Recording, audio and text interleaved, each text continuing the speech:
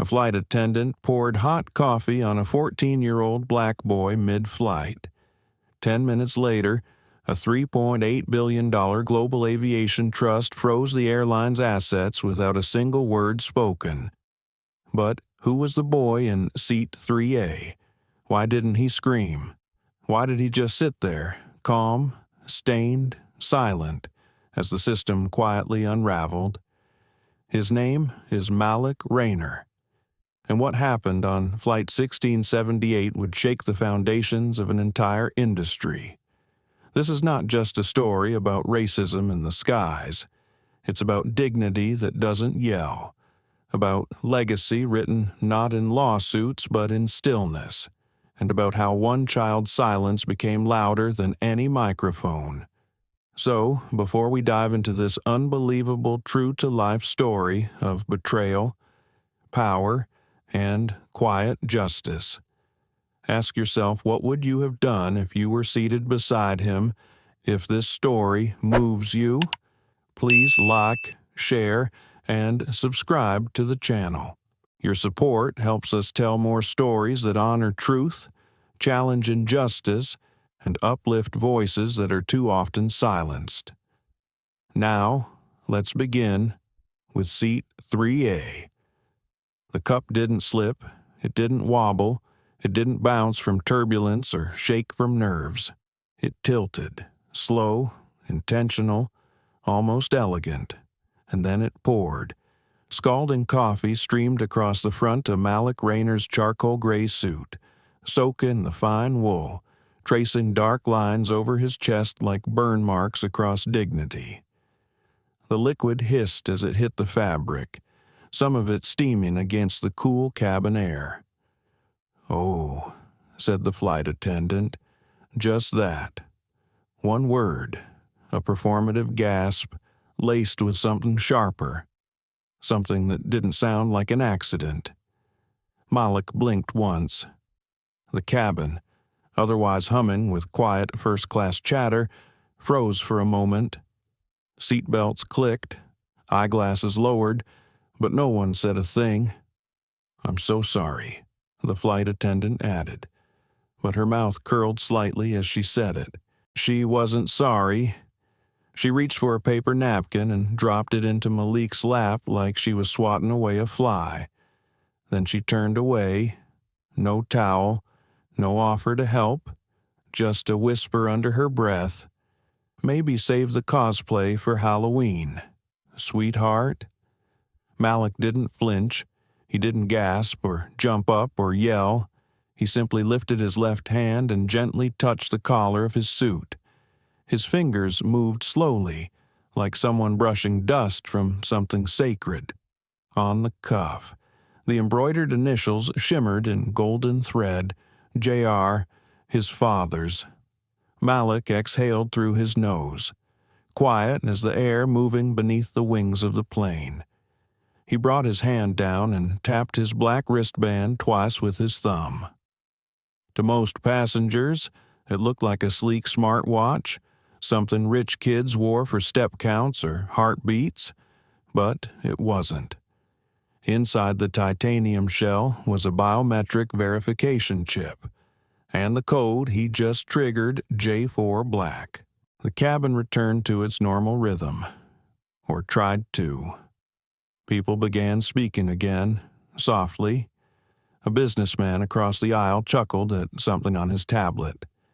The woman in seat 3D late 20s, neat bun, tired eyes watched Malik for a beat longer than the others. She had seen it, all of it.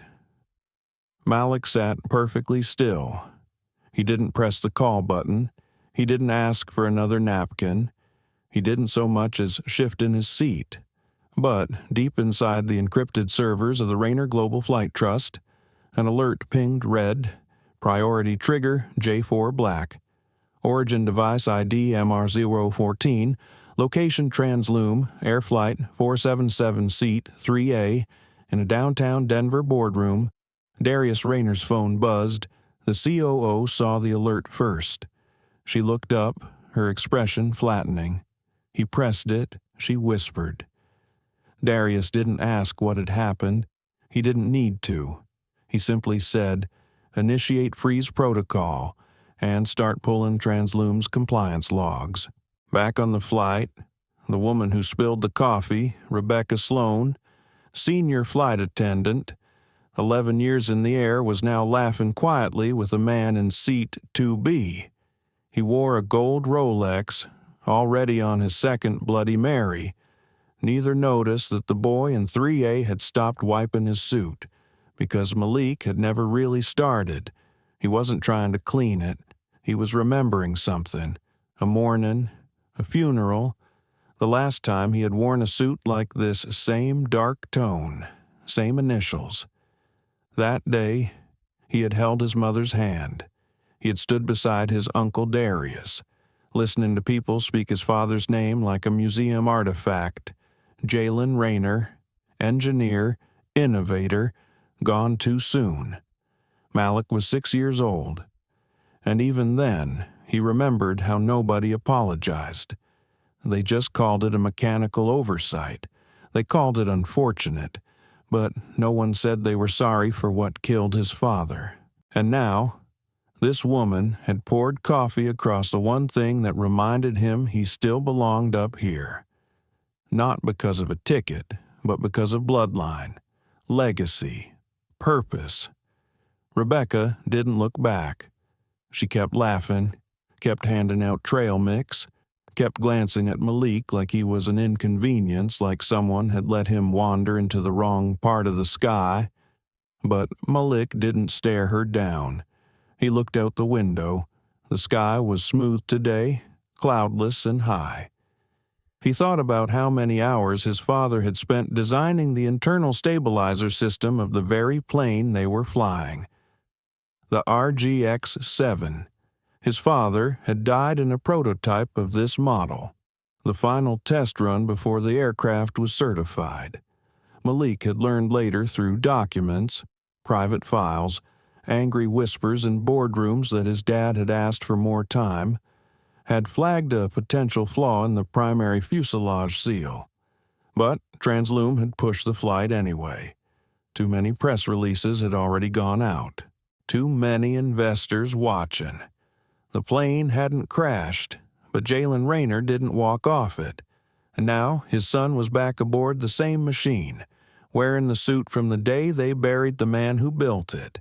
And Rebecca Sloan, flight attendant, power-drunk in polyester, thought she was pouring coffee on a boy playing rich. She didn't know who Malik Rayner was.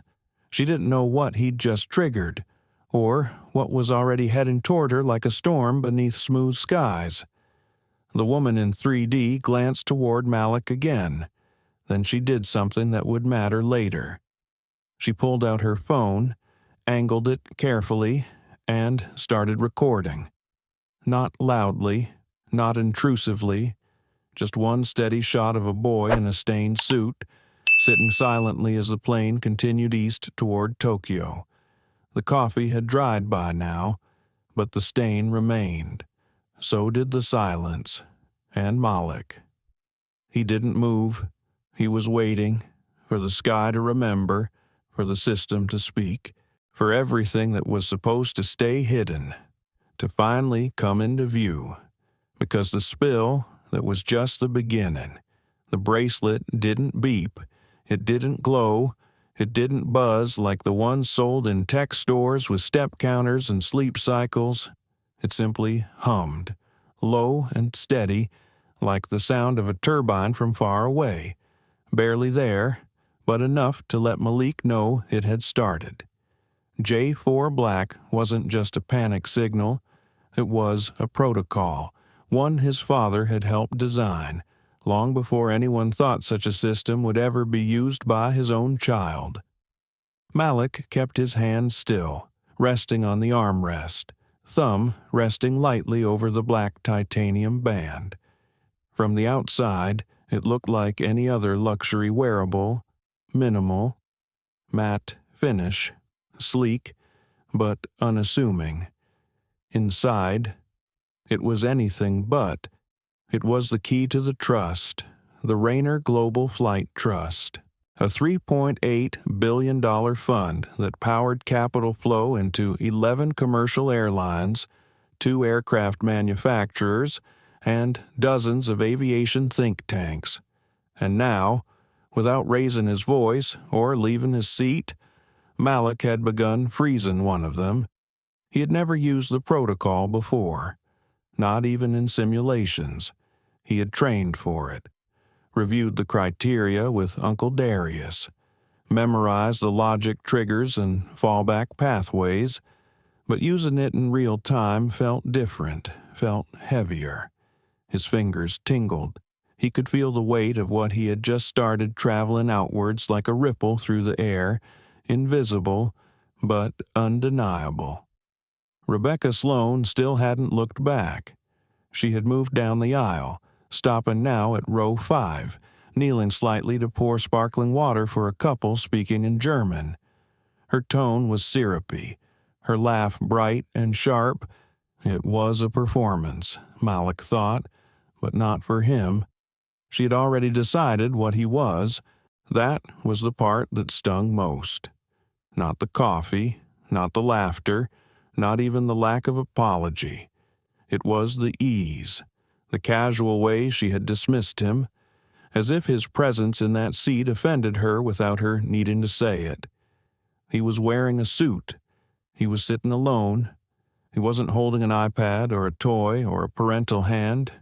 Just a book, a real one, hardback, titled Engineering Silence, Flight Structures and Acoustic Fatigue in High-Altitude Aircraft. His father's favorite. He had chosen it on purpose, the same way he had chosen Seat 3A. It wasn't random. That seat was the one Malik Rayner had occupied on his final commercial flight, the one just days before the prototype test that failed, the one he had called my window to the sky. Malik remembered his father's voice when he said it. Low, calm, proud. He remembered sitting beside him as a little boy, clutching a juice box and listening to his dad talk about lift and drag and stress limits like they were bedtime stories. Those were the stories Malik still carried. Not fairy tales, fuselage specs, seal integrity under pressure, and the idea that silence wasn't always weakness. Sometimes silence was structural. Sometimes silence held everything up when the world outside was falling apart. He didn't know how long he had been staring at the window when he noticed the shift. The cabin lights dimmed slightly, not abnormal, but the Wi-Fi signal blinked out for just a second too long. A small thing, probably unnoticed by most passengers, but not him. He had read the sequence. He knew what came next. The cockpit had received the advisory, somewhere up front. The captain was reading the digital flag from the Trust's operations center. They wouldn't know what happened yet. Just that a passenger in seat 3A had triggered a high-level compliance code. That the system had verified his identity using biometric match. That the next steps depended entirely on the captain's discretion and the airline's internal ethics log, which Malik knew was going to be interesting. Transloom Air had passed its last audit. Technically, but Uncle Darius had flagged their training metrics 3 months ago. They had recently reduced DEI on boarding hours and paused follow-up sensitivity drills for crew members. Budget realignment. That's what the internal memo said. But to Malik, it always sounded like a warning. Budget cuts meant corners, and corners meant cracks. And cracks were how things failed. He breathed in through his nose, slowly, the way his therapist taught him. The rhythm wasn't for calm, it was for clarity. The protocol was live, and once it was live, he had no control over how the system moved, only that it moved with him. He could still feel the heat of the coffee against his chest. The fabric had dried unevenly. His skin beneath felt tight and sticky, like a quiet echo of pain he refused to show. He thought of his mother. She would have stood up. She would have made a scene, asked for the supervisor, filed a complaint in real time, but she wasn't here anymore. She hadn't been for 3 years. The grief had taken her slowly, not in a dramatic crash, not like Jalen, but in the small hours, the empty nights, the weight of raising a boy alone in the shadow of national tragedy. People treated her like the widow of the genius, but Malik knew she was more than that. She was the reason he knew how to sit still with power in his pocket and justice in his bloodstream. She had taught him the difference between noise and change, and today he had chosen change. A man in the row behind leaned forward, muttering under his breath, loud enough to hear but quiet enough to deny. Should have put that kid in the back. Probably used points from some sponsorship charity. Someone next to him chuckled. Malik didn't turn around, didn't twitch, didn't react, but his thumb tapped the bracelet once more. Confirmation received. A message flashed on the small embedded screen in his cuff. Freeze initiated. Translume credit lines locked. FAA liaison flagged. Ethics compliance log pinged. Rebecca walked by again. She didn't meet his eyes, didn't offer another napkin, but she paused near the galley curtain, glancing at her crew tablet. Malik saw it. A flicker of confusion passed across her face. She tapped the screen twice, scrolled, frowned. Something in the system had changed. She knew it. She didn't know why. But Malik did. He reached into the seat pocket and pulled out his father's journal, the one with the cracked spine and the dog-eared pages. He didn't open it. He just rested his hand on it, like an anchor, because storms were coming, and sometimes the strongest thing a person could do was not to shout, but to remain seated, in full awareness of the sky above and the system below, knowing both were watching, and both would have to answer. Soon. Captain Ellis Hanley felt it before he saw it. A quiet shift in the cockpit, a tension in the air, the kind that pilots learn to recognize, not from instruments or warnings, but from instinct. Then the alert lit up on his screen, a small notification in the upper left corner. Advisory notice, J4 Black, triggered seat. 3A verified identity Malik Rayner. He blinked, took a second breath. That can't be right, he muttered. His co-pilot, Aaron Kessler, glanced over. What's that? Ellis didn't answer immediately. He read the flag again.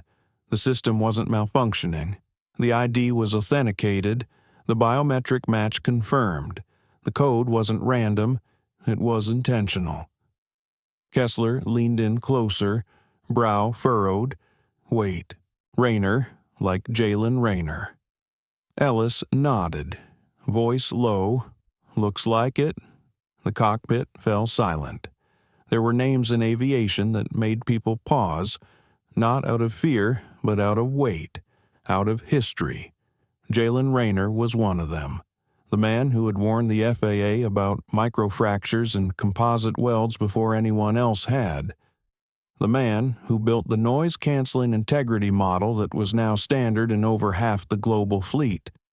The man who died flying a plane he tried to save from approval too soon. And now his son was sitting in 3A, alone, quiet, and had just activated a system-level compliance protocol most captains had only read about in security binders they never thought they'd use. Captain Hanley reached for the internal comm. "Let's keep a low profile," he said. "No public announcements, just observe." Kessler nodded, but his eyes lingered on the alert, flickering softly at the edge of the screen like an eye that wouldn't blink. Meanwhile, in first class, the atmosphere was shifting, subtly, gradually, but unmistakably. A couple in 2D and 2E whispered to each other behind cupped hands. The woman in 3D, who had started filming earlier, now had her phone resting flat on the tray table, camera still rolling. A businessman who had been snoring 5 minutes ago now sat upright, scrolling his news feed like something urgent might appear.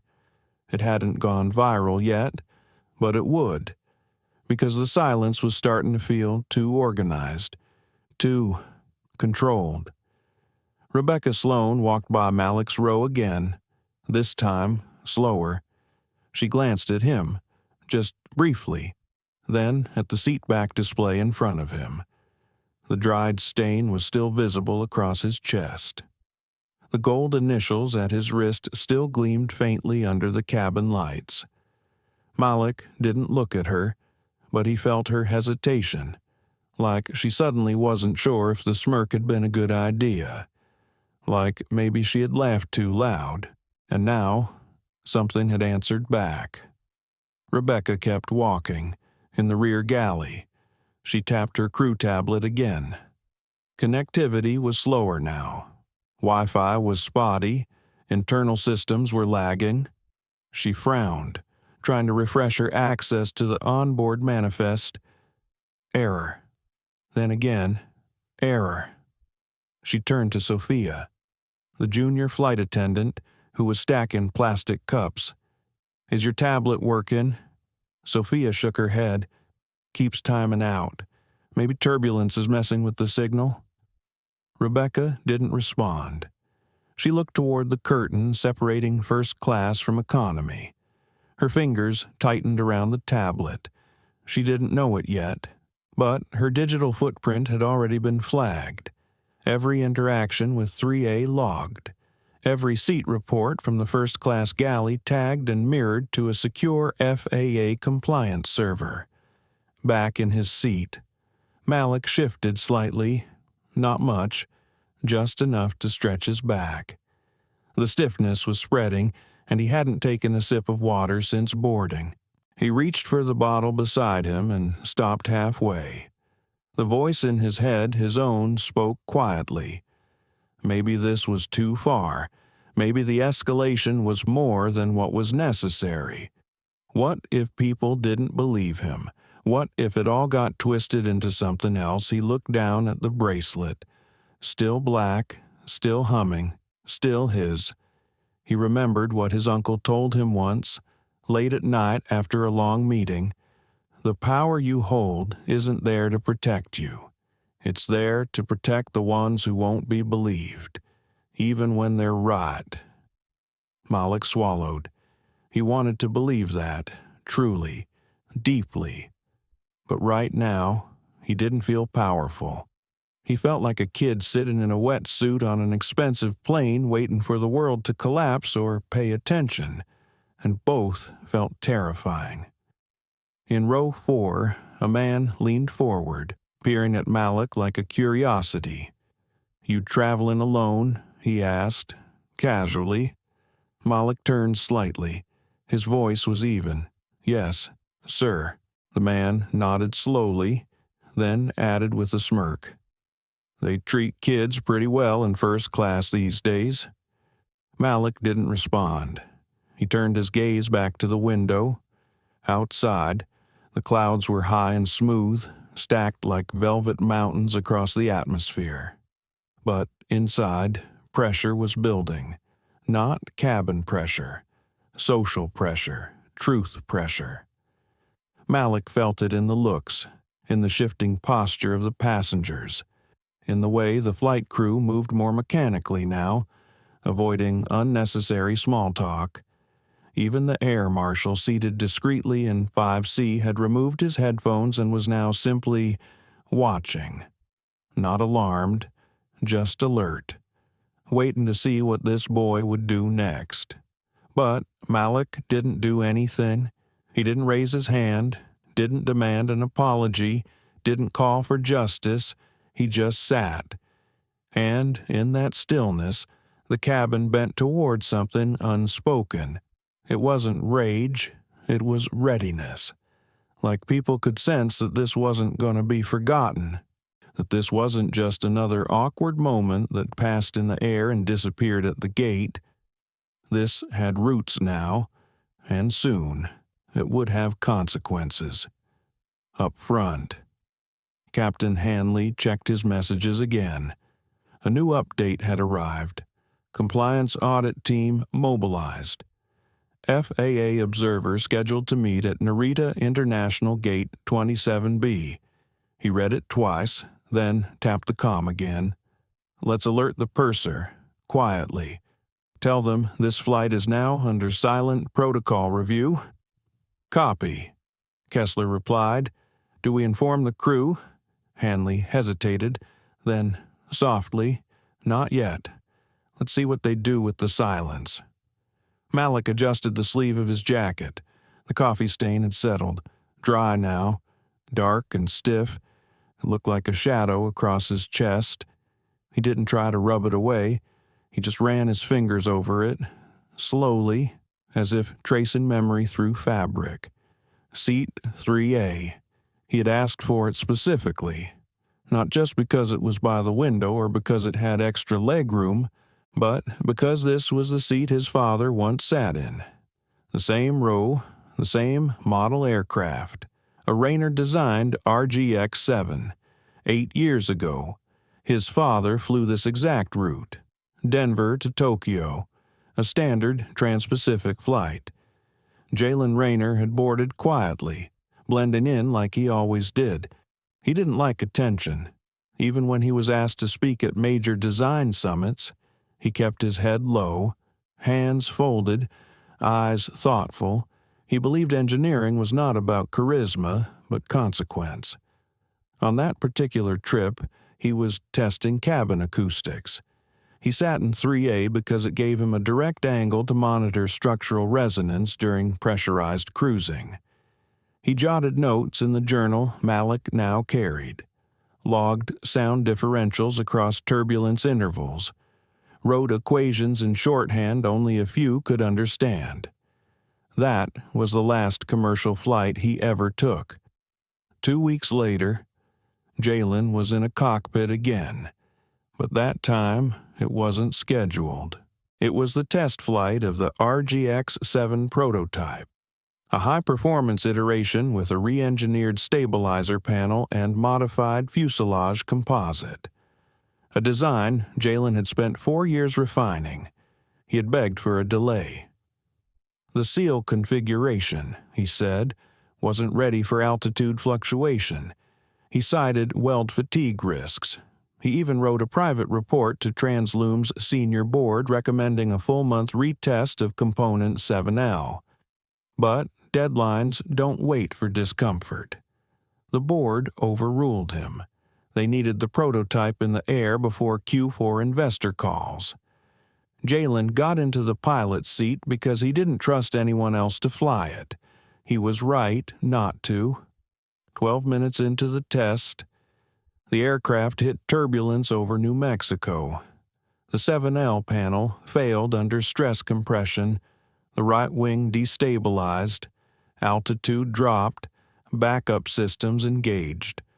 Jalen used emergency vectors to steer the aircraft toward a stretch of unoccupied scrubland. He managed to land it. The plane didn't explode. It didn't crash into homes or highways.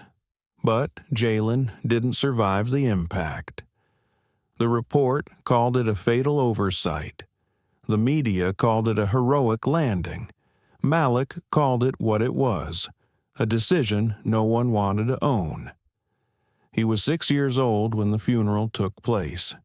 He remembered how tight his shirt collar felt, how cold the wind was on his neck, how his mother clutched his hand so hard her knuckles went white. But what he remembered most was the silence. The long, endless silence that came after the caskets were closed and the guests went home, after the flowers wilted, after the newspaper stopped printing his father's name. No one came back to explain. No one at Transloom ever reached out again, except Uncle Darius. And he didn't come with flowers. He came with files, emails, technical notes, risk assessments, and a promise. "This won't be buried with him," Darius said. "Not if I have anything to do with it." Over the next 6 years, Darius Rayner built a machine Jalen never lived to see. The Rayner Global Flight Trust, an independent capital fund that invested in aviation companies under strict ethics conditions. It grew quietly, purposefully. By the time Malik turned 13, the trust had influence in almost every major flight system review board in North America.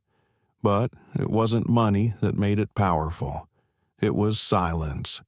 The kind of quiet presence that watched and waited and remembered every detail, every choice, and then, when necessary, spoke with consequences. Malik shifted again in his seat, feeling the way the suit pressed against his shoulders. It was the same one he wore when he gave the memorial speech last fall. He had insisted on the initials, J.R., stitched at the wrist in gold thread, not for fashion, for grounding. He kept the old journal beside him, tucked neatly against the armrest. It wasn't full of blueprints.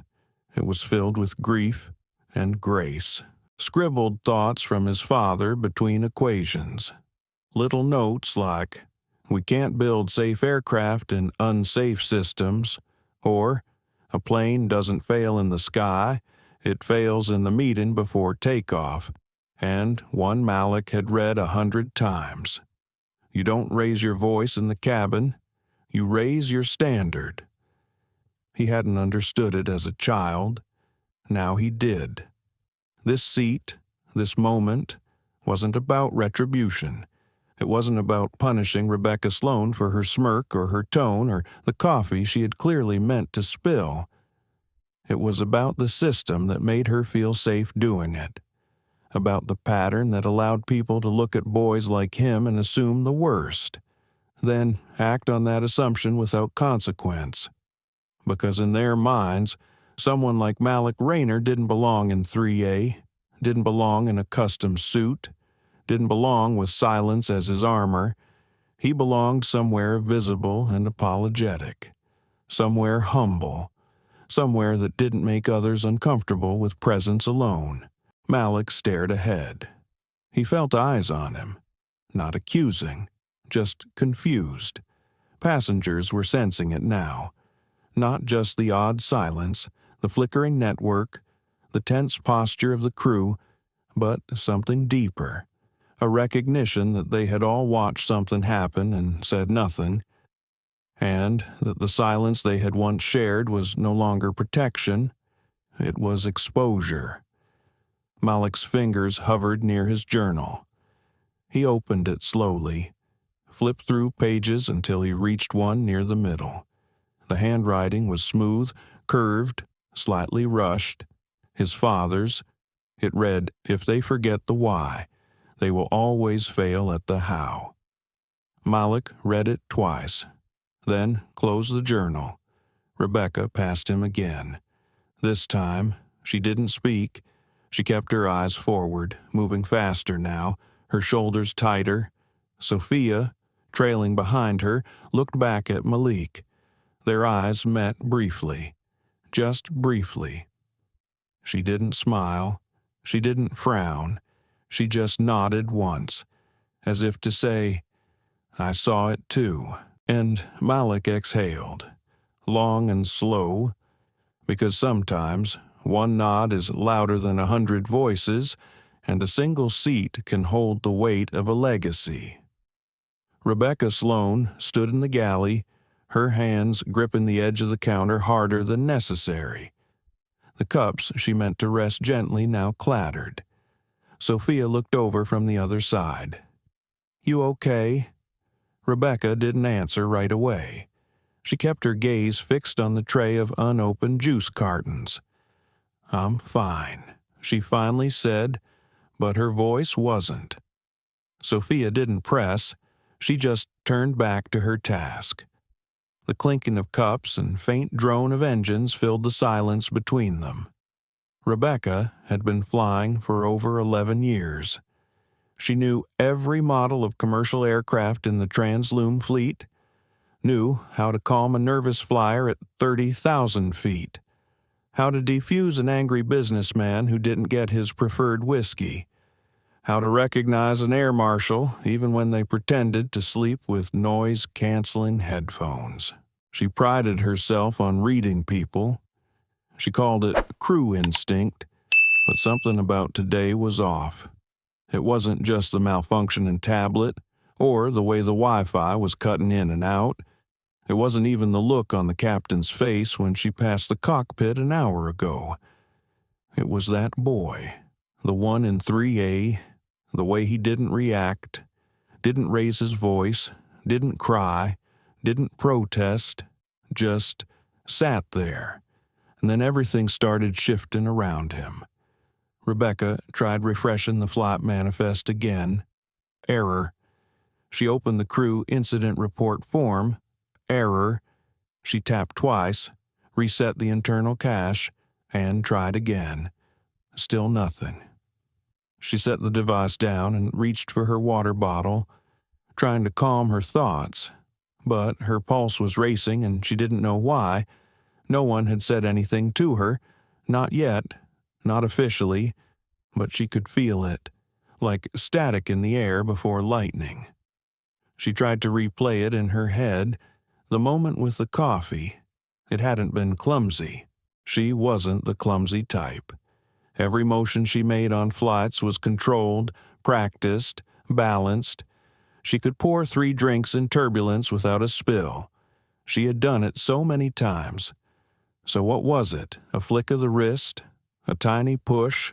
An impulse? Or maybe something deeper? Something she wouldn't say out loud. She had seen him sitting there before. Boarding had even finished. Alone. A young black boy in a tailored suit. Perfect posture. Not playing a game or watching cartoons. Just reading a book with a title she couldn't even pronounce. She didn't like how that made her feel, like he was playing a part, like he was in a space that didn't belong to him, and that thought alone how fast it came, how instinctive it felt was what scared her now more than anything, because she had acted on it. And the moment she did, everything started to break. Across the cabin, a passenger buzzed the service light. Rebecca snapped upright, ready to move, but Sophia touched her arm gently. "I got it." Rebecca hesitated, then nodded. She needed a second, or maybe more. She stepped into the tiny crew lavatory, shut the door, and sat on the closed toilet lid, her breathing shallow. She unlocked her phone. No signal. Not surprising, but she didn't check for messages. She opened her photo gallery, scrolled until she found a picture from 2 years ago, a crew party. Everyone in Navy uniforms, glasses raised, faces flushed, and there she was, in the center, laughing. Back when she still felt like flying was the dream she imagined it to be. Before the first complaint, she remembered it now, a teenage girl, Filipina, in first class with her father, who barely spoke English. Rebecca had asked 3 times if they were lost. When they said nothing, she offered to walk them back to the correct section. They had been in the right seats. She had misjudged. That incident was quietly reviewed. No formal reprimand, just a note in her file. Unconscious bias awareness training. She took it, scored high, moved on. Then, 6 months later, another report. This one from a black family. She had told the mother to control her child more firmly when the boy started crying during descent. The woman claimed she never heard Rebecca speak that way to any white passengers. Another note, another training module, still no official strike, just whispers. Eyes from other crew members, a sense that her uniform no longer shielded her from consequence, and now here she was, with a suit-stained boy who had said nothing, but somehow turned everything upside down. She leaned forward, staring at the wall. Her reflection in the mirror above the sink looked strange. Pale, tired, mouth set too tight. She wanted to blame the bracelet, the Wi-Fi, the tablet, but deep down, she knew the truth. This wasn't happening because of Malik's silence. It was happening because of hers. Because instead of apologizing, she had smirked. Instead of owning the act, she had laughed it off. And now her stillness didn't feel like control. It felt like exposure. She opened the door and stepped back into the galley. Sophia looked up. "You all right?" she asked. Rebecca nodded. Her voice came out lower than usual. "Yeah, just a little dizzy." Sophia didn't respond, but her eyes softened. They weren't enemies.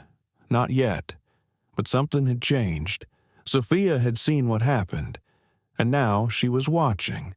Not in suspicion, but in expectation, waiting to see who Rebecca chose to be next. Back in 3A, Malik hadn't moved, still upright, still reading, still stained, but now passengers were watching him differently. A man in 4C had offered him a second napkin quietly. Malik had taken it, thanked him, folded it neatly and placed it on the tray. Small things, but they added up. One kindness, one silence broken. The atmosphere in first class was dense now, tightly wound, like everyone was aware of the moment, stretching and waiting to snap. Rebecca glanced toward him. She wanted to walk up and say something, but she didn't. Not yet. Instead, she turned toward the cockpit and walked slowly down the aisle, trying to feel steady on feet that no longer trusted her judgment.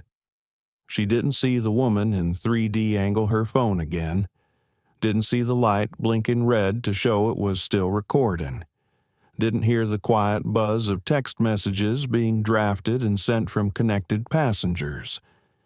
But she felt it, the shift, the narrative slipping out of her hands and into his.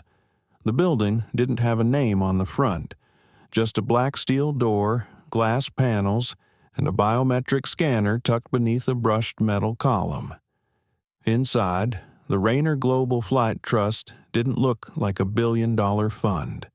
There were no fountains in the lobby, no sculpture walls or flashy LED screens, just clean lines, quiet corners, and the soft click of shoes against polished stone. At the heart of it all sat Darius Rayner, surrounded by silence and numbers. He stood at the floor-to-ceiling window of his office on the 22nd floor, overlooking the Denver skyline, one hand in his pocket, the other holding a ceramic mug half filled with cold coffee. He hadn't taken a sip. His phone sat face up on the desk behind him, lit with a single notification: J4 black activated seat. 3A passenger Malik Rayner. It had come through 43 minutes ago. He hadn't moved since. There were few things in this world that could break Darius's rhythm, but this small silent signal was one of them. Not because he was surprised, but because it meant Malik had made a choice. The protocol had always been there, built quietly over years, hidden inside the trust's digital backbone. No flashy buttons, no public statements, just a code only one person was authorized to use, and Malik had used it. Darius finally turned from the window. "Show me the freeze progression," he said. Across the room, Ayla Vaughn, Chief Ethics Officer, tapped twice on her tablet. The wall behind her lit up with cascading data. 7 investment nodes flashing yellow, 3 already turned red. Translume's main funding artery, A $600 million revolving credit line was now locked. So were regional maintenance contracts in Seattle and avionics research stipends scheduled for Q4. The trust was no longer funding anything. The airline's financial bloodstream was going cold. Ayla glanced up. Tokyo Exchange will catch the freeze within the hour. Transloom's shares will tank on open. Darius nodded once, and compliance flag sent to FAA. Time-stamped footage requested. We've already geolocated the device to seat 3A. The cockpit verified biometric match. She paused. He's calm. Darius allowed himself the smallest breath. Of course he is. The silence stretched between them, layered and knowing. Ayla had been with the trust since year one. She had seen how it formed, brick by brick, after Jalen's death. She had helped Darius review every contract, every ethics clause, every audit template. She had been there when Malik was 6 and clinging to his mother's hand at the funeral, too young to understand what aerospace liability even meant. She was there when Malik asked, at 11 years old, if airplanes could lie, and she had watched Darius say yes, if the wrong people built them. Now here they were. A 14-year-old boy with a bracelet had shaken a billion-dollar airline with a silent tap. The systems were responding. The money was moving. But Darius's mind was somewhere else. Still in that cabin. Still with Malik.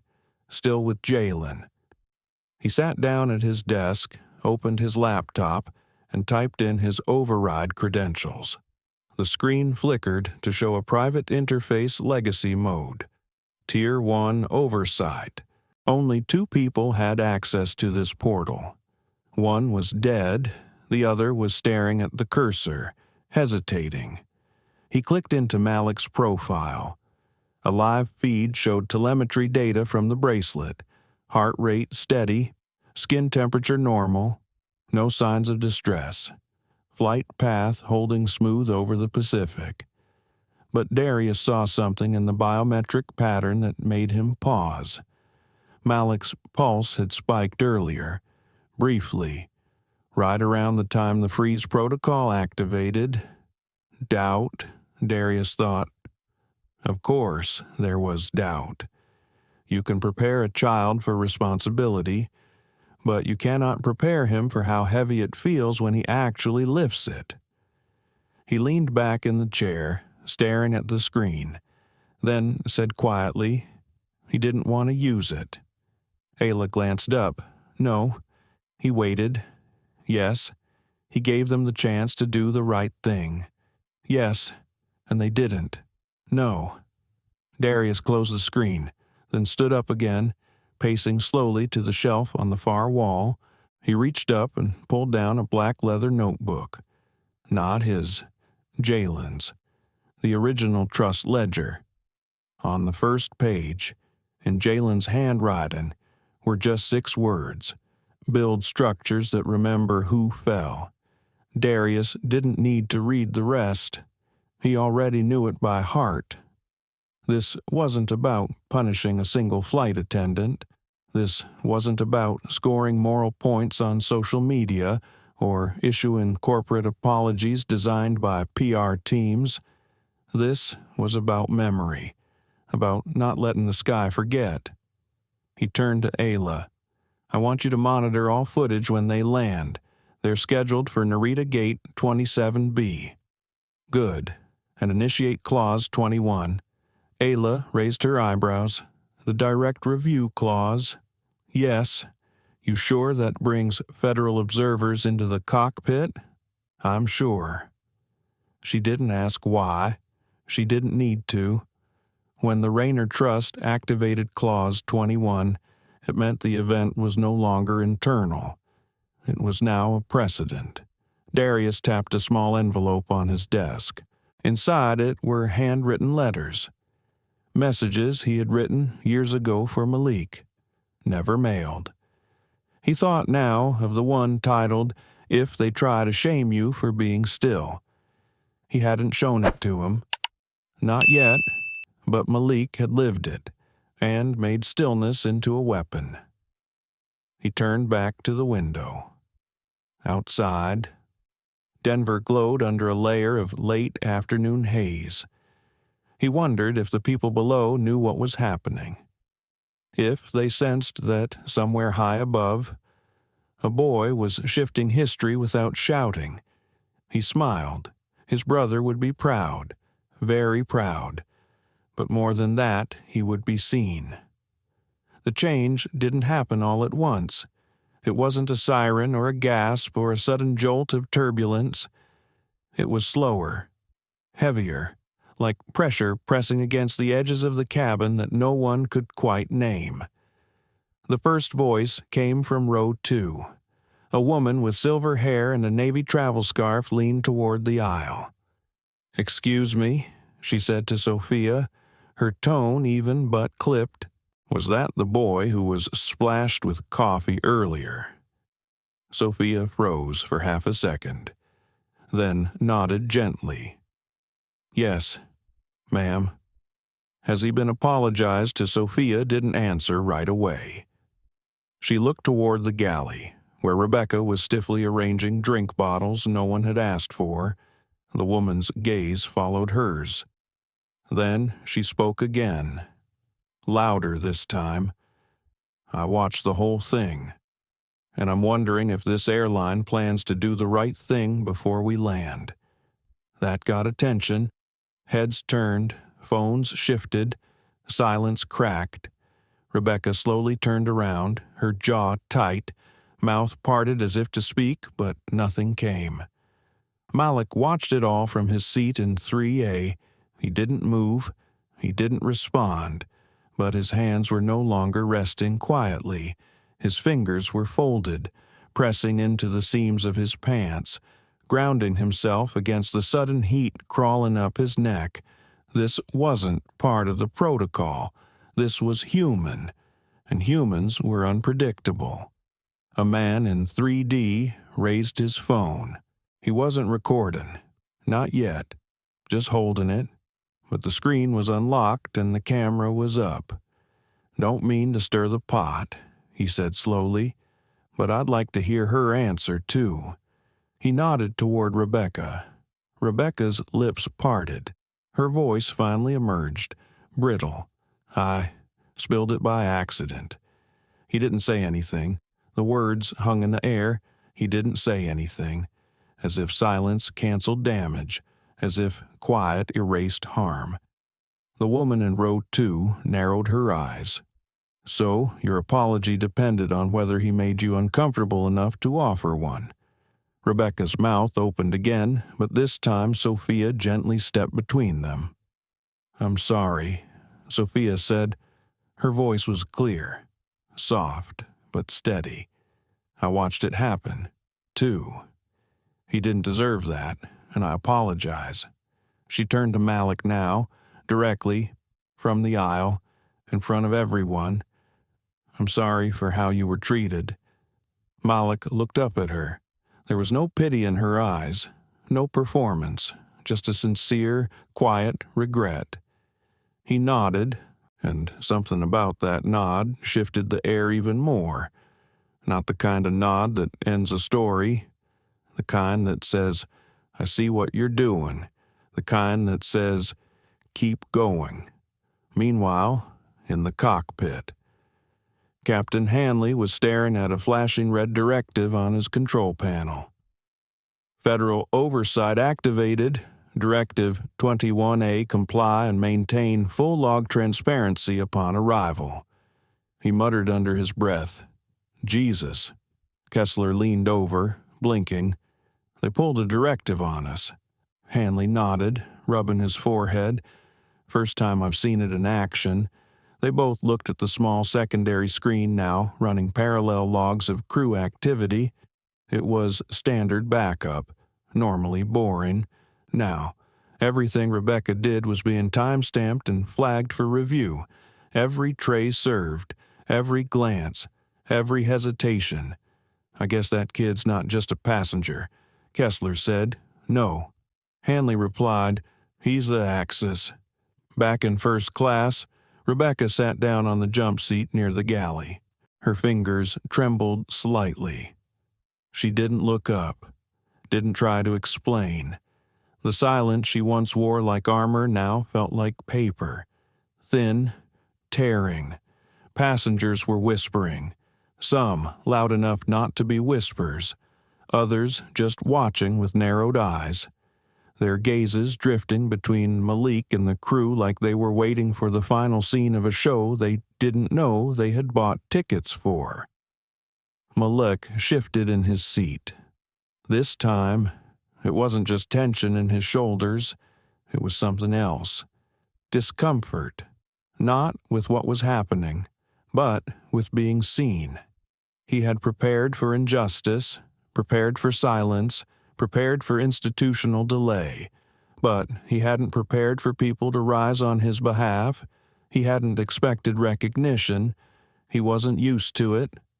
He thought of his mother again, how she once told him that the loudest moments in life aren't always the ones with shouting. Sometimes, they're the ones where everyone listens at once. And now, they were listening. To him, to the quiet around him, to the echoes of a boy who had done nothing but sit and still managed to bring the whole system into focus. Another passenger, a college-aged girl in row 5, raised her hand. "I'm sorry," she said, looking at Sophia. "I saw it, too, and I should have spoken sooner." Sophia nodded. "It's okay. You're speaking now. In the cockpit." Another alert pinged. Media query flag detected. Hanley swore again. This just hit the networks. Kessler looked over. How? Probably a passenger post. It's moving fast. On a secure screen to the right. The headline blinked, "Teen passengers, silence triggers airline audit mid-flight." Below it a blurry image of Malik in his seat, book open, head turned to the window. No coffee, no confrontation, just stillness. But stillness was the story now. In the cabin, passengers were buzzing softly. The ripple had grown legs. Whispers had become questions. Questions had turned into concern. And concern was slowly turning into outrage. Sophia walked down the aisle again. She stopped beside Malik's seat, crouched slightly so she was eye level. "I don't want to overwhelm you," she said softly, "but there are people here who want to support you. If there's anything you need, water, a change of seat, just space, please let us know."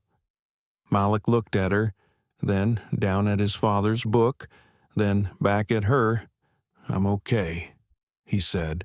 It wasn't bravado, it was clarity. But inside, the edges of his calm were flickering. He didn't want to be a symbol, didn't want to be anyone's headline. He just wanted accountability, quiet, sharp, and real. He sat back in his seat, closed the book, and stared out the window again. The clouds hadn't changed, but the air around him had. The sky was still, but the people were shifting, and Malik understood now. You don't always raise your voice to make change. Sometimes you raise awareness and let the sky turn on its own. The captain's voice finally broke the cabin silence. "Ladies and gentlemen, we've begun our initial descent into Tokyo Narita. Please return to your seats, fasten your seat belts, and secure all carry-on items. Flight crew, prepare the cabin for arrival." It was standard, calm, rehearsed, but to Malik, the words hit different. They sounded like the beginning of something, not the end. As the seatbelt sign dinged on overhead, he pressed his palm to the armrest and sat up a little straighter. The shift in altitude was subtle, but distinct. His ears popped, the air cooled.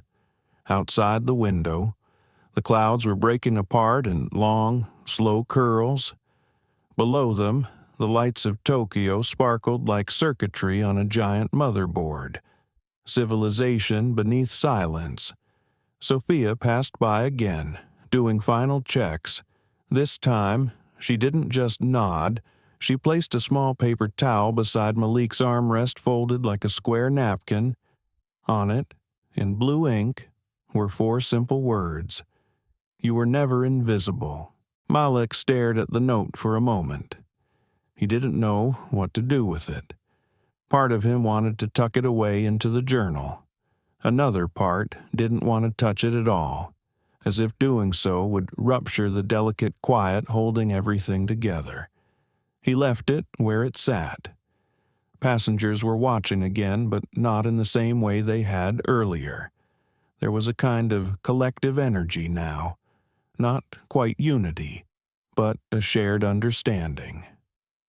The woman from row 2 had made a quiet call to someone during Wi-Fi reconnection. She now had her phone open, thumbs moving across a drafted email with the subject line Witness Statement, Flight 1678. In row 4, the man with the blazer who had once looked at Malik like a novelty now seemed fidgety. He checked his LinkedIn 3 times in a row, then snapped his laptop shut. In the jump seat near the galley, Rebecca's hands were clasped tightly, her posture stiff, her lips moving silently, perhaps rehearsing. Her tablet was still frozen. Her authority had vanished with it. In the cockpit, Captain Hanley pulled down the laminated protocol manual from the side panel. He hadn't touched it in years. He skimmed through page after page until he reached Directive 21A. The bolded summary read, if initiated, all Federal Aviation observers assigned to Gate 27B will assume temporary post-flight jurisdiction upon aircraft arrival. All involved crew must remain on site. Passenger of concern is to be offered escort or legal support. Media shielding is advised. Hanley looked over at Kessler. This goes above our pay grade. Kessler sighed, leaning back slightly. Do you think he planned all this? Hanley shook his head. No, I think they did. He tapped the report Malik had filed through the bracelet system. Simple, factual, unemotional. Not even a direct accusation, just a trigger. A red flag silently raised. The audit team had read it already. Hanley closed the folder.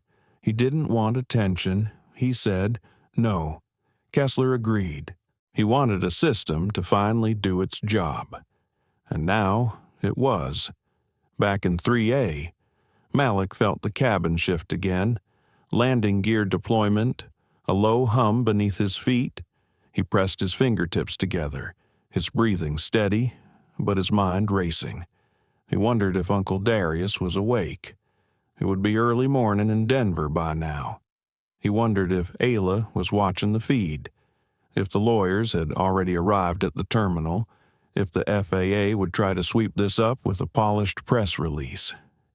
He wasn't sure what scared him more, being ignored or being believed, because both carried weight, because belief came with demands, and Malik didn't know if he was ready to become what people wanted him to be, a symbol, a headline, a case study.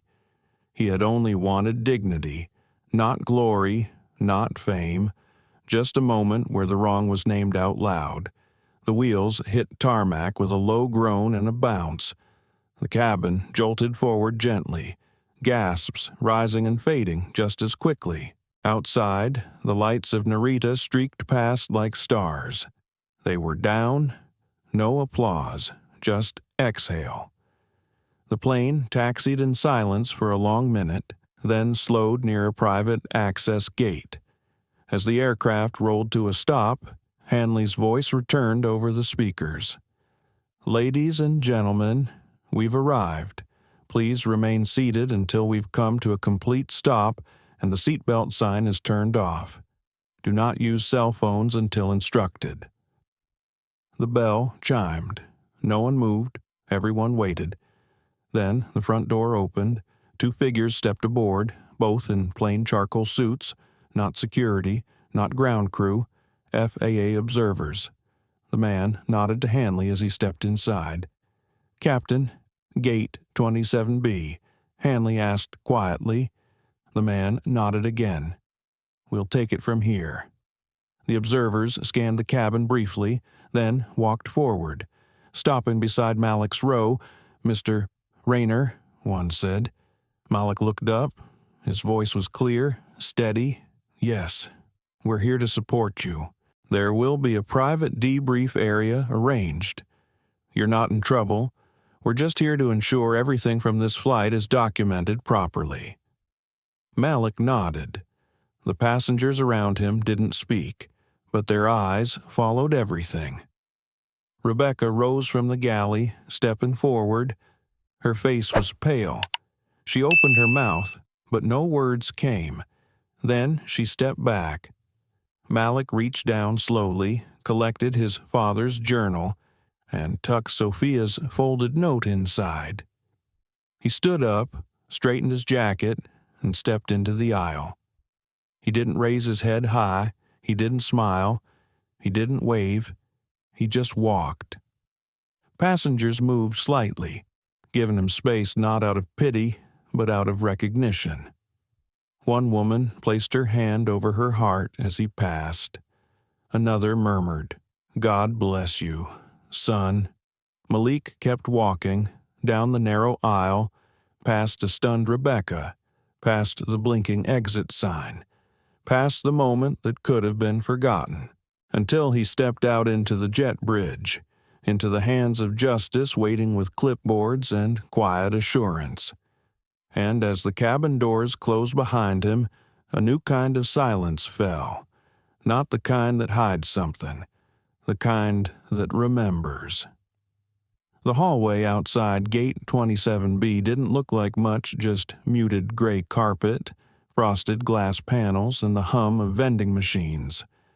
But 3 security officers stood near the exit doors, and 2 FAA observers flanked Malik as he walked silently, still clutching the worn journal in his hand. He could feel the eyes behind him. Passengers still seated, still whispering, still trying to process what they'd just witnessed. A glass door slid open ahead. A discreet lounge, normally reserved for senior crew debriefings, had been cleared. A pot of untouched coffee sat beside a bowl of wrapped mints. At the far end, a small table with 3 chairs waited. "Right this way, Mr. Rayner," the older of the 2 observers said, his voice low but warm. His badge read M. Tanaka. The other one, younger, moved ahead and held the door. Malik stepped in. It was quiet inside. Too quiet. He sat in the chair closest to the wall, placing the journal on the table without opening it. He didn't say anything yet. Tanaka sat across from him, folding his hands neatly. "There's no rush," he said. "We'd just like to understand what happened from your point of view. Take your time." Malik nodded once. His throat felt tight, not from fear, but from fatigue. Emotional weight. It had been hours since that cup of coffee had struck his chest, yet it felt like it had only just dried. He looked down for a long moment, then lifted his eyes to meet Tanaka's. "I didn't do anything wrong." Tanaka didn't flinch. He nodded gently. "No one's saying you did." Malik continued. "She looked at me like I didn't belong there. I could see it before she even poured the coffee." "Can you tell us what happened in your own words?" Malik exhaled. Slowly, he spoke evenly, not rushing, detailing everything boarding, the stare, the service cart, the spill, the way she smirked and said nothing, the way others looked away. And then he explained the bracelet, the silent signal, the freeze. "She didn't apologize," he finished. "Not even after she saw the stain. She just moved on like nothing happened. Tanaka scribbled notes carefully, and your seat 3A wasn't selected for a specific reason. Malik hesitated. My dad flew in that seat once. Same route. He looked away for a second. He's gone now. Tanaka's pen paused. The younger officer, Amy, looked up from her tablet. I'm sorry, she said softly. Malik didn't respond. He didn't want sympathy, just clarity. Tanaka leaned back slightly. We've already begun gathering statements from passengers. Several witnessed the incident and independently described it as intentional. He tapped his tablet lightly. Additionally, your bracelet's report initiated a contract-level freeze on Transloom's trust-linked investments. That was reviewed and verified within 30 minutes of activation. You followed protocol exactly. Malik didn't answer. He wasn't looking for validation. He was looking for impact. Has the flight attendant been suspended? He asked. Tanaka exchanged a glance with Amy. Pending review, he said, but we'll be recommending immediate administrative leave. That decision will rest with the airline. Malik looked at the table. Amy added, You should also know, Mr. Rayner, your story is already spreading. Malik blinked. She pulled up a feed, a tweet, a photo of Malik staring out the window mid-flight, captioned, He didn't yell, he didn't cry, he just sat there, and the entire airline froze. His name is Malik Rayner, over 500,000 likes. Malik stared at it. His face didn't change, but something deep inside him did. He had become something he never wanted to be, visible. Tanaka studied him. We understand this might be overwhelming. It is, Malik replied quietly. Do you want to make a formal statement to media? Amy asked. No, Malik said quickly, then softer. Not now. He paused, then added, They'll twist it, or make it bigger than it needs to be. Would you be open to submitting a written statement through our office? Tanaka asked. We can redact any identifying details. Malik nodded. I'll think about it. Outside the room, the hallway remained still, but inside, the air was tightening. Real consequences were coming now, not just for Rebecca, but for Transloom. Investigations, internal audits, class action murmurs, stock market shifts, and Malik, just 14, was at the center of it all. Tanaka tapped his pen once more. There's something else. He turned the tablet toward Malik, an email forwarded through the Trust's ethics line from a woman named Judith Sloan, Rebecca's mother, a senior operations manager at a competing airline. The message was short, but heavy. She's been warned about this before. I'm tired of protecting her. If this helps the boy, do what you have to do. Malik's eyes scanned the words. He didn't speak for a long time. Finally, he asked, What happens now? Tanaka leaned in, voice gentle. Now. People are going to have to look at what they ignored. Not just Rebecca, but the system that let her believe she'd never be questioned. He closed the folder in front of him. And you're not just a story. You're a standard now. Malik looked away. His hands pressed to the journal again. This time, he opened it. Near the back was a note his father had once written on a napkin and taped inside the page. Change doesn't start when someone gets loud. It starts when silence stops being safe. He stared at it for a long time. Then, finally, he smiled, not big, but full, a quiet kind of relief. Tanaka and Amy stood. We're done for today, he said. Would you like an escort to your hotel? Malik stood slowly. No, I'll walk. Tanaka handed him a card. "If you need anything, you call us." Malik nodded. As he left the room, the door slid shut behind him. Outside, the hallway was brighter than before. A morning sun had broken through the fog, slanting light across the carpet. He walked toward the exit with even steps. No entourage, no press, just one boy, one journal, and the weight of silence finally lifting from his shoulders. He didn't know what would come next, but he knew this. He hadn't raised his voice, but the world was listening anyway. By the time Malik reached his hotel room, the Tokyo sky had faded into a quiet dusk, casting a blue-gray haze across the city skyline. The room was sleek and modern, tucked inside a luxury tower near the airport arranged discreetly by the trust. But Malik barely noticed the decor. He dropped his bag by the door, kicked off his shoes, and sat on the edge of the bed without turning on the lights. The silence here was different than the one on the plane. This one was personal. He took the journal out of his backpack, laid it on his lap, and just sat there, staring at the cover. He hadn't opened it since the debrief. He hadn't turned on the news. He hadn't checked social media. His name was out there now in hashtags, in comment sections and morning shows he'd never heard of. And all he had done was sit still. There was a soft knock at the door.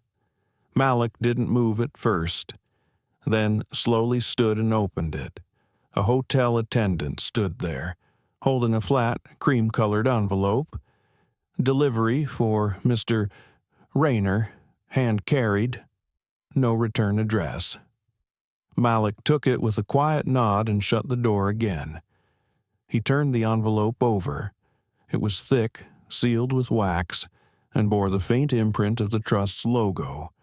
Inside was a single handwritten letter. The script was neat but firm.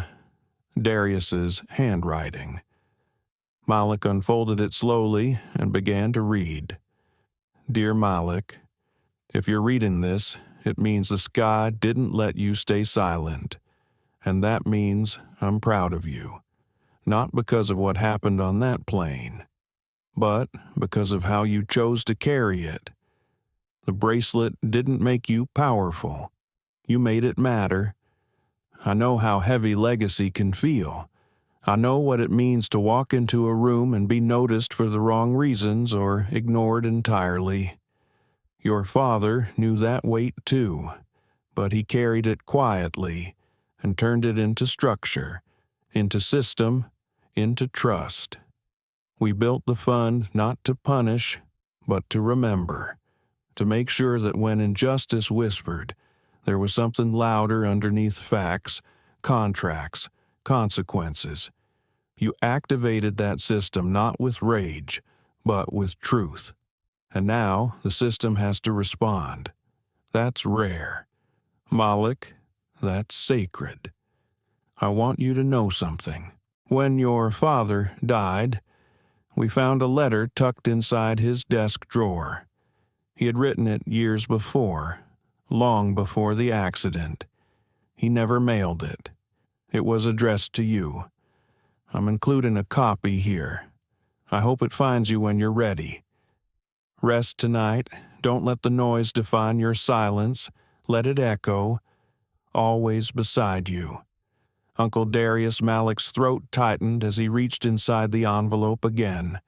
Another folded page, older, creased. He opened it with trembling fingers. This one wasn't typed. It wasn't formal. It was raw. Real. His father's handwriting was messier, like it had been written in a rush of emotion. Malik took a deep breath and began to read. To Malik, my son. If you're reading this, I'm not there beside you, and that's something I can never make peace with. But I need you to know this. You were never supposed to be invisible. Not in classrooms where they ignore your hand. Not in airports where they question your seat. Not in boardrooms where your last name makes them hesitate. They will try to shrink you. Not always with words, sometimes with glances, sometimes with silence, sometimes with a smile that isn't really a smile. And when that happens, I don't want you to yell unless you want to. I don't want you to fight unless your spirit demands it. But I do want you to stay rooted, calm, still, unshakable, because your stillness is not weakness. It's a storm that refuses to make others comfortable. It's power. And one day, they'll realize what you carry. Until then, carry it anyway. Dad, Malik, didn't realize he was crying until the ink blurred slightly.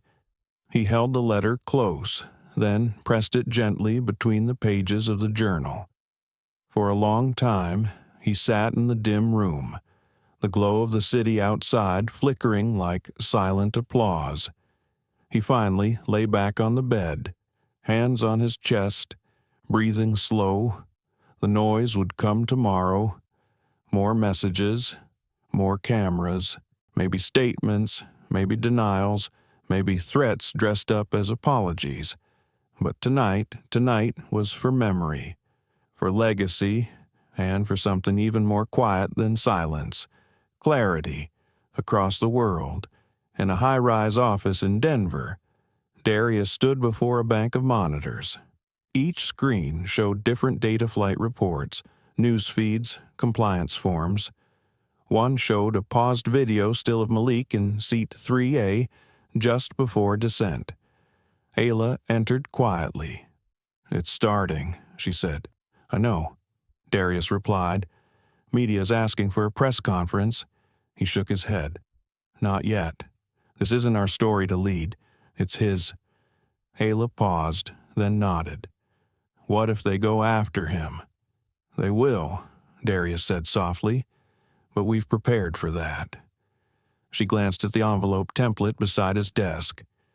"You sent the letter. Both of them." A long pause. "You think he's ready?" Darius didn't answer right away.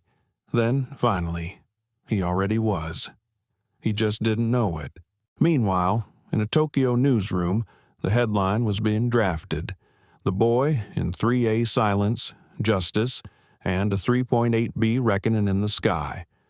The photo editor zoomed in. Malik, calm, unmoved, a quiet revolution in a seat most people had overlooked. The world didn't wait. By the time the sun rose over Denver, Rierger's seat 3A was trending in 18 countries. News anchors debated the power of silence, while pundits speculated about what really happened on Flight 1678. One viral post showed a split image on the left. Malik seated in calm dignity. On the right, an airline executive mid-apology behind a branded podium. The caption read, "One spoke with silence. The other needed a PR team." In New York, a group of high school students staged a walkout, holding signs that read, "Stillness is not surrender." We see Malik. Dignity doesn't need to shout. Outside Transloom's corporate headquarters, journalists camped out in tents. Protesters carried cups of coffee with red X's marked across them. At first glance, it might have seemed trivial, but to anyone paying attention, it was clear this wasn't about a drink. It was about pattern, power, and the long history of people like Malik being asked to stay quiet so others could stay comfortable. Inside his hotel room in Tokyo, Malik sat on the balcony, knees pulled to his chest, watching the morning haze blur the skyline. He hadn't turned on the TV. He hadn't scrolled, but he felt it like a wave rising just below the surface. His silence had become an anthem, and it terrified him. His uncle had sent another message, short this time. Let the moment shape itself. You owe no one your voice. Malik held on to that, but the pressure kept growing. Sophia had messaged too. Just a line. You changed everything. I'm proud of you. He hadn't replied yet. Downstairs, A representative from the trust waited in the hotel lobby. Not a lawyer, not a strategist, just a woman named Mia. Soft-spoken and warm-eyed, she carried no paperwork, just a question. "Would you like to speak?" Malik looked at her for a long time before answering. "I don't know." "That's okay," she said. "You don't have to decide today." But the truth was, others had already decided for him. A morning show host ran a segment titled The Stillness Strategy, inviting psychologists to interpret Malik's composure. A best-selling author tweeted that he wanted to ghostwrite Malik's story. A famous actor posted a video reenacting the spill scene with dramatic flair. And through it all, Malik said nothing. Not because he didn't care, but because he wasn't ready to become a character in someone else's narrative. At noon, the airline held its official press conference. The CEO, a graying man in a Navy suit, read from a script. "We are deeply sorry for the events that transpired aboard Flight 1678. The behavior witnessed does not align with our values. The employee in question has been placed on leave pending further investigation." No mention of Malik by name.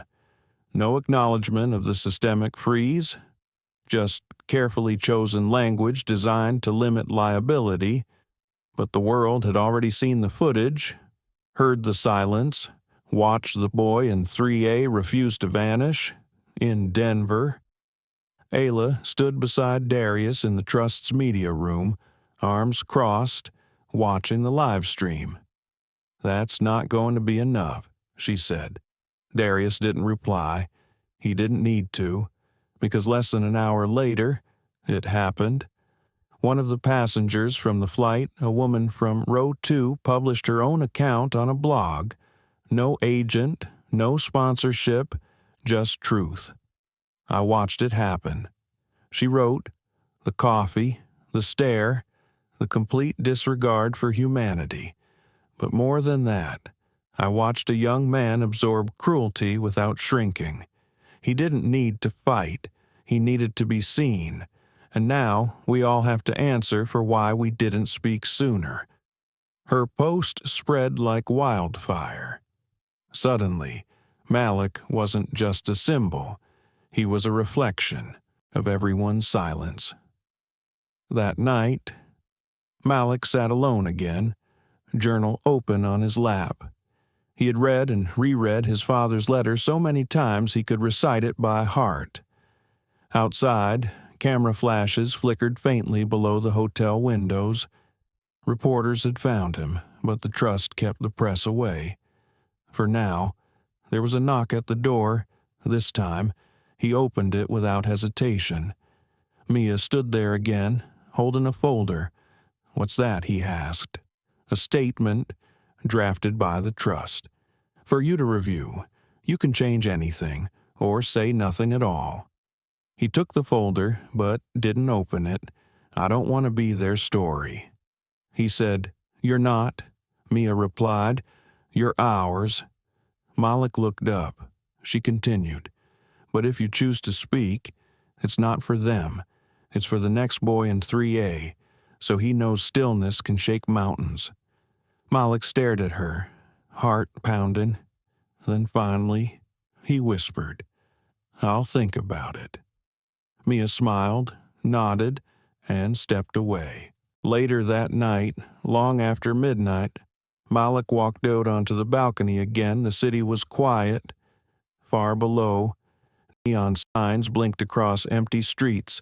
He held his journal close, flipped to the back page, and wrote one line: "I wasn't invisible." And now, neither are they. He closed the book and felt, for the first time, the storm inside him begin to settle. The podium was made of polished wood, unmarked.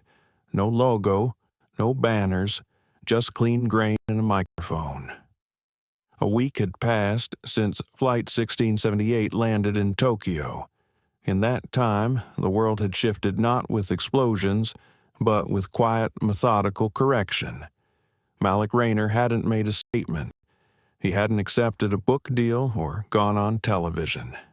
He'd returned to Denver with his uncle and resumed his daily routine: school in the mornings, study in the afternoons, and a new folder labeled simply letters. Letters from students, teachers, veterans, engineers, strangers from 37 countries. Some wrote poetry. Some apologized for things they'd witnessed in their own lives and hadn't stood against. Some just said, "Thank you." Now, on a quiet Tuesday morning, Malik stood behind that unmarked podium. The room was full, but not crowded. No press, no lights, just a gathering of educators, flight industry officials, and youth delegates from the Ethics in Aviation Summit. Ayla stood off to the side, hands folded in front of her. Darius sat in the front row, his expression unreadable but eyes locked on his nephew. Malik took a slow breath and began. "I wasn't supposed to be here today." His voice was soft, clear. "I was supposed to sit in 3A, land in Tokyo, meet with a student robotics program, then go home. I wasn't supposed to become a headline, or a symbol, or a hashtag." A small murmur rolled through the room. Respectful, listening. He continued, "But things don't always go the way we plan. Sometimes you sit in a seat, and something happens that tells you you were never really seen to begin with." He paused, not for drama, but to breathe.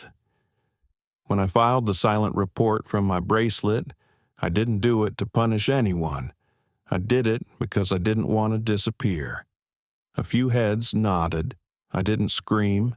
I didn't throw anything. I didn't curse. I just stayed still, and the world moved anyway." He looked out at the audience now. "I've been told that silence is passive, that it's weak, but I've also learned that silence can be a shape, a form, a statement." He swallowed, voice steady but threaded with emotion. "My father believed that dignity doesn't have to shout, that truth doesn't need applause, and that sometimes the most powerful thing you can do is stay exactly where you are." He reached into his pocket and pulled out a folded napkin, not the one from the flight, but the one from his father's journal. "I carry this with me. It's the last thing he wrote before he died." He read it aloud. "Change doesn't start when someone gets loud. It starts when silence stops being safe." He folded the napkin again and placed it on the podium. There was no applause, just stillness. And in that stillness, something changed behind him. Ayla stepped forward, taking the microphone gently, effective immediately. "The Rayner Global Flight Trust will initiate a new policy, one that mandates independent ethics observers on all major partner airline routes. Anonymous reporting options for all passengers regardless of class or citizenship, and mandatory cultural safety training for all international crew members." She turned slightly toward Malik. "This policy will be known as the 3A Standard." A hush fell. In that moment, the seat that once held a quiet boy became more than just a number. It became a benchmark, a promise, and a reminder. Later that evening, Malik sat alone at the airport, waiting for his flight home. This time, there was no first-class upgrade, no fanfare, just a simple seat in economy, near the wing, 14B. He didn't mind. He liked the wing. It reminded him that things move forward even when they look still from the inside. A young flight attendant paused by his row, glancing at her manifest. "You're Malik, right?" He looked up, nodded. She knelt slightly. "I'm new," she said. "I read everything. I'm trying to be better." Malik smiled gently. That's all anyone can do. She left quietly. The engines started. The plane rolled forward, and Malik leaned back, eyes closed, breathing steady. He didn't need headlines anymore. He didn't need applause. He had kept his dignity, and he had helped others find theirs. Somewhere, high above the clouds, there would always be a seat that reminded people what happens when silence chooses not to shrink. A year later, Seat 3A was retired on all Transloom aircraft, not decommissioned honored. A small plaque was placed on the bulkhead beside it, in honor of those who choose stillness with strength. May your presence always be seen. And below it, a quote from a boy who never asked to be heard, but couldn't be ignored. I wasn't invisible. And now, neither are they. M. Rayner. Sometimes, the loudest revolutions begin in silence. Malik Rayner never wanted to be a hero. He didn't demand cameras. He didn't call for protests. He simply refused to disappear.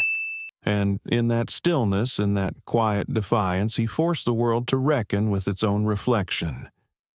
This isn't just about one boy on one plane. This is about every child who's been made to feel smaller, every traveler told they don't belong, every voice silenced by systems that value comfort over justice.